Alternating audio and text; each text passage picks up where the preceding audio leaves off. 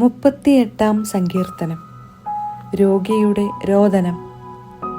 കർത്താവേ, അങ്ങയുടെ കോപത്തിൽ എന്നെ ശാസിക്കരുതേ, അങ്ങയുടെ ക്രോധത്തിൽ എന്നെ ശിക്ഷിക്കരുതേ. അങ്ങയുടെ അസ്ത്രങ്ങൾ എന്നിൽ ആഞ്ഞു തറച്ചിരിക്കുന്നു, അങ്ങയുടെ കരം എൻ്റെ മേൽ പതിച്ചിരിക്കുന്നു. അങ്ങയുടെ രോഷം മൂലം എൻ്റെ ശരീരത്തിൽ സ്വസ്ഥതയില്ല.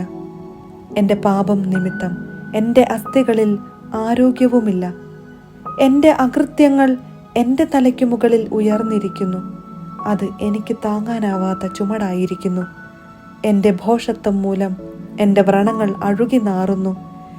ഞാൻ കുനിഞ്ഞു നിലം പറ്റി ദിവസം മുഴുവൻ ഞാൻ വിലപിച്ചു കഴിയുന്നു. എൻ്റെ അരക്കെട്ട് ജ്വരം കൊണ്ടു പൊള്ളുന്നു. എൻ്റെ ശരീരത്തിന് തീരെ സൗഖ്യമില്ല. ഞാൻ തീർത്തും ക്ഷീണിച്ചു തകർന്നിരിക്കുന്നു. ഹൃദയക്ഷോഭം നിമിത്തം ഞാൻ നെടുവീർപ്പിടുന്നു.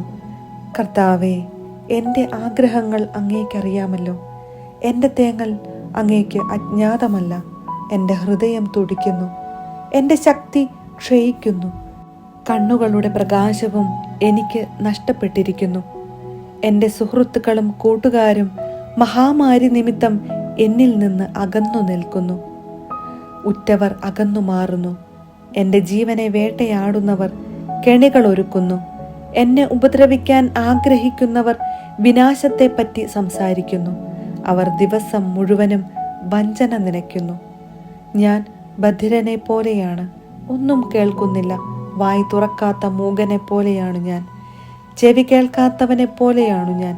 ഞാൻ ഒരു മറുപടിയും പറയുന്നില്ല. കർത്താവേ, അങ്ങേക്കു വേണ്ടിയാണ് ഞാൻ കാത്തിരിക്കുന്നത്.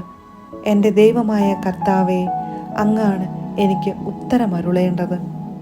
ഇതാണ് എൻ്റെ പ്രാർത്ഥന. എൻ്റെ കാൽ വഴുതുമ്പോൾ അഹങ്കരിക്കുന്നവർ എന്നെ പ്രതി സന്തോഷിക്കാൻ ഇടയാക്കരുതേ. ഇതാ, ഞാൻ വീഴാറായിരിക്കുന്നു. വേദന എന്നെ വിട്ടുപിരിയുന്നില്ല. ഞാൻ എൻ്റെ അകൃത്യങ്ങൾ ഏറ്റുപറയുന്നു, എൻ്റെ പാപത്തെപ്പറ്റി അനുതപിക്കുന്നു. അകാരണമായി എൻ്റെ ശത്രുക്കളായി തീർന്നവർ ശക്തരാണ്. അന്യായമായി എന്നെ വെറുക്കുന്നവർ അനേകരത്രേ. നന്മയ്ക്ക് പ്രതിഫലമായി അവർ എന്നോട് തിന്മ ചെയ്യുന്നു. ഞാൻ നന്മ ചെയ്യുന്നത് കൊണ്ടാണ് അവർ എൻ്റെ വിരോധികളായത്.